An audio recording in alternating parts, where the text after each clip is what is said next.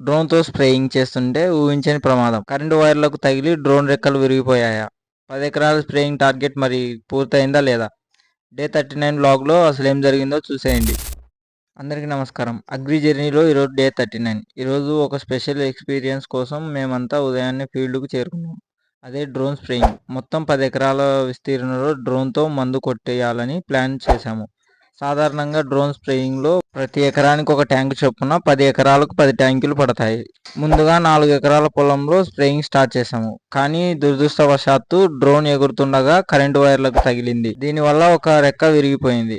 వెంటనే ఆపరేటర్ దగ్గర ఉన్న స్పేర్ రెక్కను మార్చి మళ్ళీ స్టార్ట్ చేశాము. కానీ కొద్దిసేపటికి డ్రోన్ మళ్ళీ నియంత్రణ తప్పి చెట్టుకు గుద్దుకుంది. ఈసారి ఏకంగా 3 జతల రెక్కలు విరిగిపోయాయి. అన్ని అడ్డంకులు ఎదురైనా మొత్తానికి డ్రోన్తో 10 ఎకరాల స్ప్రేయింగ్ని సక్సెస్ఫుల్గా పూర్తి చేశాం. ఈ మందు ముఖ్యంగా కాండం తురిచే పురుగు నివారణకు చాలా బాగా పనిచేస్తుంది. సాయంత్రం వేళ మిగిలిన 4 ఎకరాల ఫీల్డ్లో GA3 అప్లికేషన్ చేశాము. ఇది మొక్కల ఎదుగుదలకు మరియు నాణ్యమైన దిగుబడికి ఎంతో అవసరము. ఉదయం డ్రోన్ హడావిడి, సాయంత్రం GA3 పనులతో డే 39 చాలా బిజీగా గడిచింది. టెక్నాలజీ వాడేటప్పుడు ఇలాంటి చిన్న చిన్న రిస్క్లు సహజమే. మరిన్ని అగ్రికల్చర్ అప్డేట్స్ కోసం నా అకౌంట్ని ఫాలో చేసుకోండి, లైక్ చేయండి, షేర్ చేయండి. Thank you.